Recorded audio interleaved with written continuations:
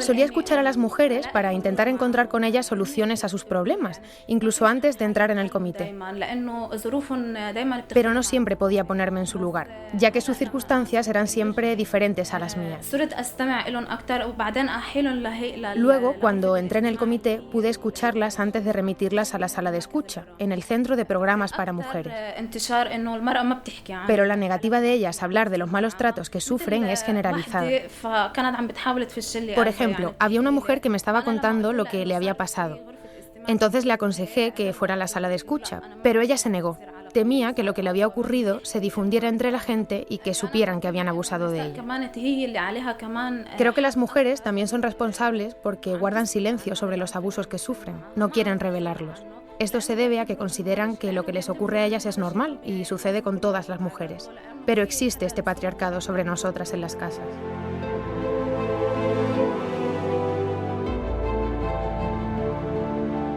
Patriarcado, violencia machista, asesinatos, insultos, humillaciones. El machismo es un mal que asola todo el planeta.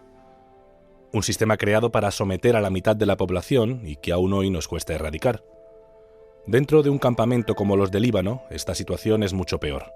A los problemas por ser mujer se le añade la condición de refugiadas. Y pese a que cada vez más ellas toman puestos de responsabilidad, principalmente en organizaciones como UNRWA u otros colectivos y ONGs, la realidad nos deja unos datos terribles.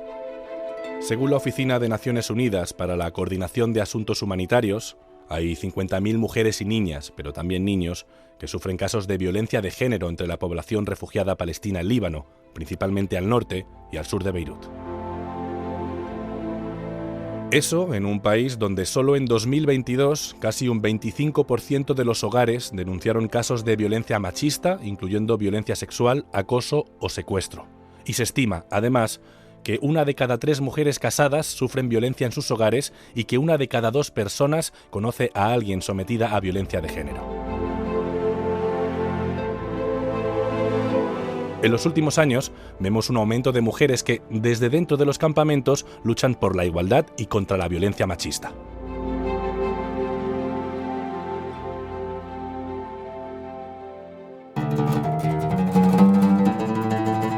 Inshallah. Un viaje a Palestina en Líbano. Episodio 4. Violencia machista en los campamentos.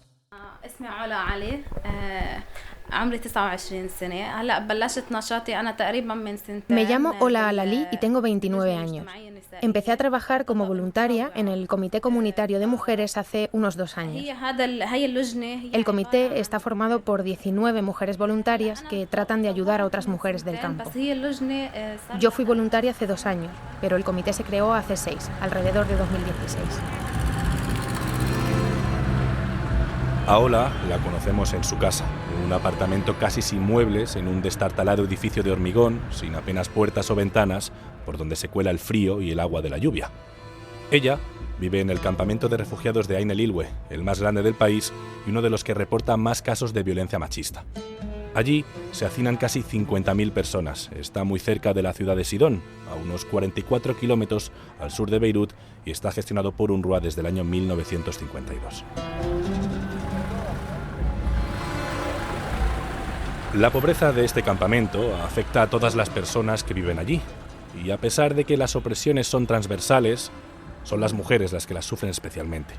A la falta de trabajo, de una educación o sanidad correctas, hay que sumarle un elemento más: el patriarcado.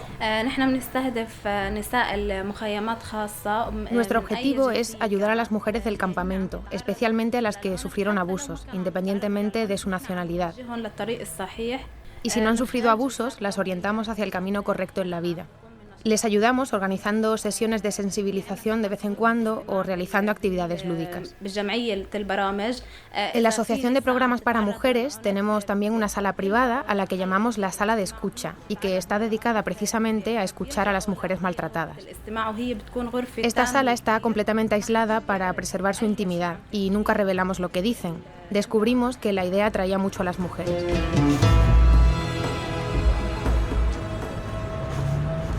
Mientras Ola me contaba qué hacían en su organización, quise saber un poco más sobre esa sala privada. En la sala de escucha mantenemos en privado las historias de las mujeres y ellas saben que respetamos una estricta confidencialidad. Ni siquiera las que formamos parte del comité hablamos entre nosotras de lo que nos cuentan en privado, solo se lo contamos a la especialista. Escuchándola, pareciera que allí, en mitad de un campamento de refugiados, donde le cuesta tanto entrar a la ayuda humanitaria por falta de fondos, al menos sí ha llegado, por suerte, ese movimiento feminista que está impregnando todo el planeta. Sí, esta ola ha llegado al campo, pero también hay falacias con relación a este tema. Se afirma que las mujeres deben tener el control de todo en la casa, y esto no es lo que exigimos, sino que buscamos la justicia entre los dos géneros. Porque cuando hablamos de violencia, vamos contra la violencia en general, la violencia contra los niños, las mujeres, los ancianos o los propios hombres. Organizar sesiones de sensibilización es una de las cosas más importantes que podemos hacer. Dentro de las diferentes violencias que sufren las mujeres en un campamento de refugiados, existen instituciones y espacios que se convierten en uno de los mayores baluartes de ese sistema de opresión. Ola lo señala desde el primer momento que hablamos con ella: el matrimonio.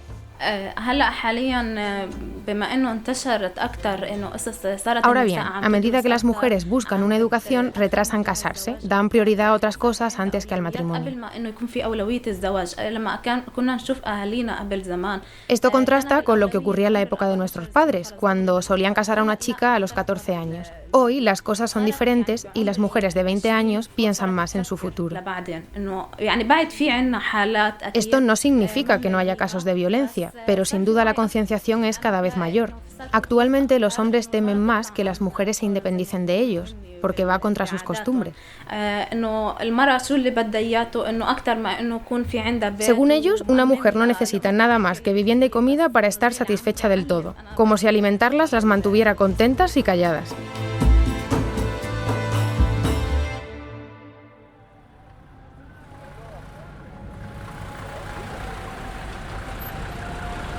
El matrimonio en sociedades tan herméticas y cerradas como son los campamentos de refugiados, por todos los condicionantes externos, pueden ser la base que sustente esa sociedad y a la vez una jaula para quienes lo sufren.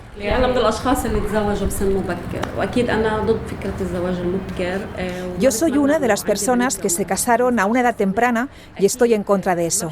No se lo deseo a mi hija de 15 años. No la animo en absoluto a que lo haga. La animo a que complete sus estudios para desarrollar su personalidad y construirse una vida antes de casarse. El matrimonio precoz limita la ambición de una mujer, porque cuando se casa pronto, aún no está madura intelectualmente para criar a sus hijos y esto limita sus opciones. Sus opciones son muy limitadas. Puede descubrir que han pasado años de su vida y que no ha hecho nada de lo que podría haber hecho antes de casarse. Por supuesto, no estoy en contra de la idea del matrimonio y la maternidad, pero sí de dar este paso a una edad temprana, para que las mujeres tengan la oportunidad de alcanzar sus metas, ambiciones y sueños.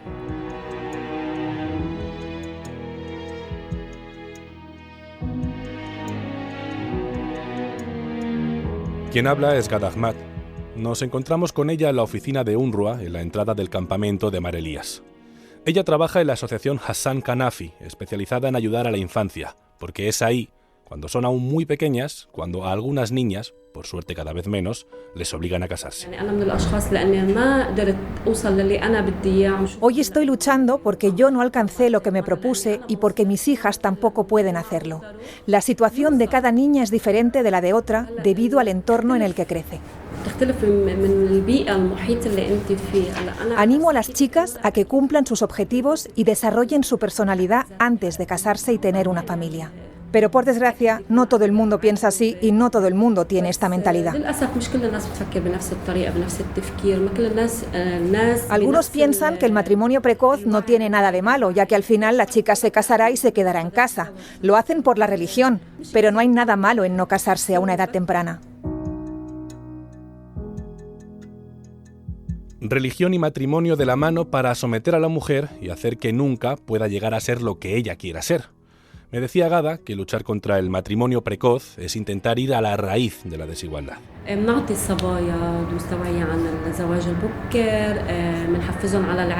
Nos centramos en educar a las chicas sobre las desventajas del matrimonio precoz y la importancia de la educación, pero debido a la falta de fondos, últimamente la calidad de la enseñanza de UNRWA se está deteriorando.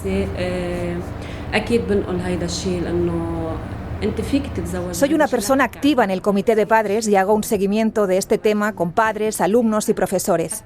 Intento concienciar a las niñas sobre las cosas que son más importantes que casarse a una edad temprana, como desarrollar su personalidad para que puedan formar una generación mejor en el futuro. Hay muchas cosas que una chica debe saber para poder responder a las preguntas de sus hijos. Al igual que la mujer es un espejo que refleja su hogar, sus hijos deben ser un espejo que refleje lo bueno que hay en ella fuera del hogar. Lo que enseño a mis hijos saldrá a la sociedad y lo transmitirán a otras personas de su entorno.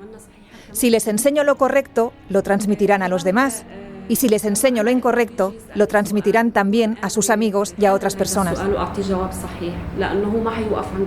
Por desgracia, las cosas negativas se propagan rápidamente, pero también podemos propagar rápidamente las cosas buenas y positivas.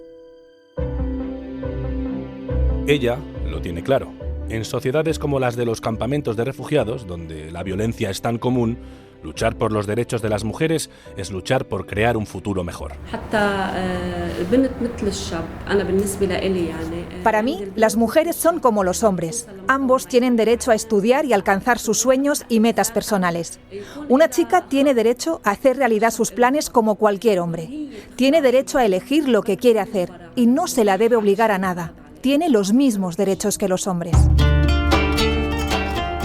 De eso se trata en realidad, de buscar un mundo más justo, quizás con más sentido todavía, en lugares que parecen olvidados por la sociedad internacional, como son los campamentos de refugiados.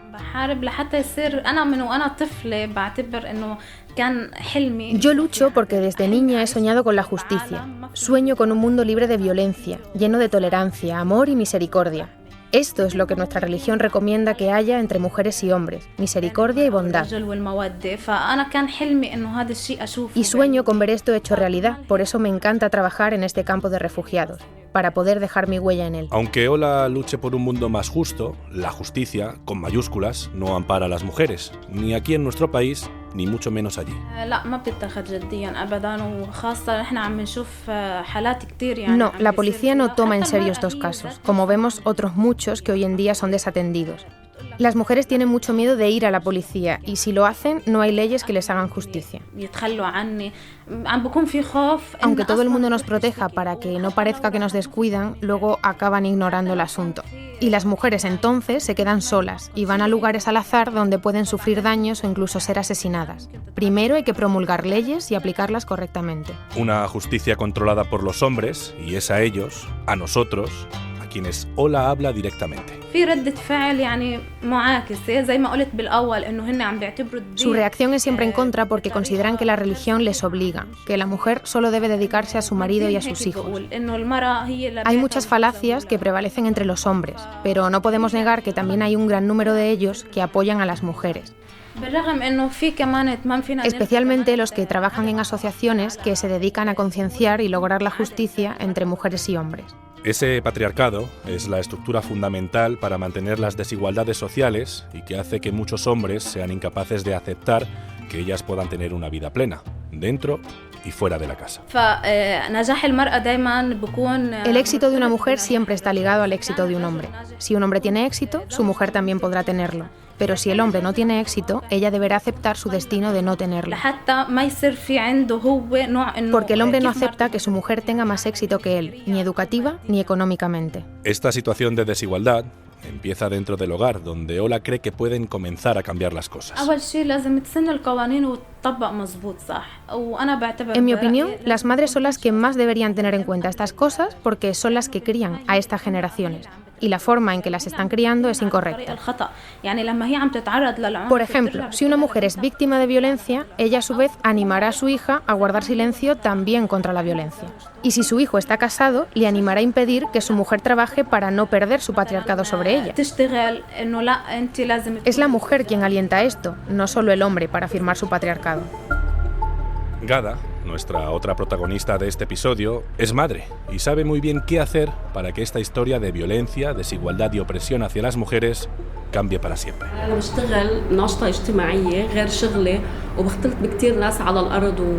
Animo a mi hija a que también planee hacer cosas similares en su futuro. Le digo que, aunque sea chica, no tiene por qué quedarse en casa cocinando, haciendo tareas domésticas y sirviendo a su marido y a su familia. Puedes trabajar y tener éxito en muchas otras cosas. Yo asumí muchas responsabilidades muy pronto, porque me casé muy joven.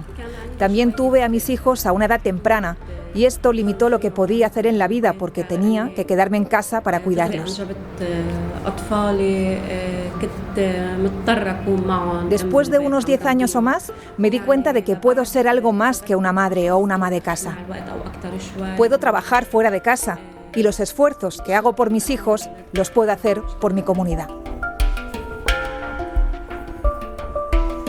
Inshallah, un viaje a Palestina en Líbano, es una producción de Ser Podcast y UNRWA, la Agencia de Naciones Unidas para los Refugiados de Palestina en Oriente Próximo. Guión y narración, Manu Tomillo. Vídeo y fotografía, Leticia Pellicer. Doblaje, Isabel Bolaños y Emma Vallespinós. Realización sonora, Carlos Higueras. Coordinación, Cristina Poveda, Irene Martínez y Ana Alonso.